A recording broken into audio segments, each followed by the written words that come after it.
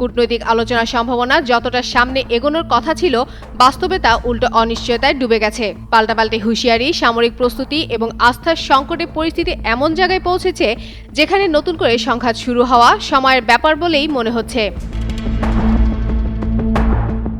মার্কিন president Donald Trump সতর্ক করে বলেন, যুদ্ধবিরতির মেয়াদ শেষ হলে আবারও ব্যাপক বোমাবর্ষণ শুরু হতে পারে। তার অভিযোগ, ইরান হরমুজ প্রণালীতে জাহাজ চলাচলে বাধা দিয়ে চুক্তি লঙ্ঘন করেছে।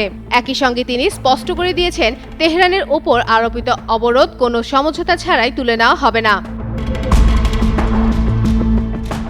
এই উত্তেজনার মধ্যে ইসরায়েলের প্রধানমন্ত্রী বেনিয়ামিন নেতানিয়াহু নতুন করে কঠোর অবস্থান নিয়েছেন। তিনি হুঁশিয়ারি দিয়ে বলেছেন, বাংলাদেশের প্রথম 5D AI ইনভার্টার যুক্ত সর্বোচ্চ বিদ্যুৎ সাশ্রয়ী যমুনা এয়ার কন্ডিশনার।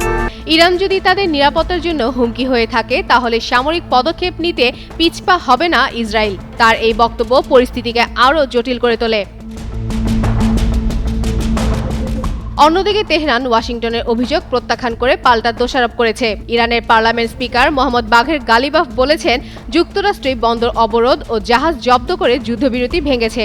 তার ভাষায়, এই পরিস্থিতিতে আলোচনায় বসা মানে চাপের কাছে আত্মসমর্পণ করা, যা ইরান কখনোই করবে না। তিনি সতর্ক করে বলেন, ইরান যুদ্ধক্ষেত্রে নতুন চমক দেখানোর প্রস্তুতি নিচ্ছে। সবচেয়ে স্পর্শকাতর হয়ে উঠেছে হরমুজ প্রণালী। বিশ্বের মোট তেলের একটি বড় অংশ এই জলপথ দিয়ে প্রবাহিত হয়।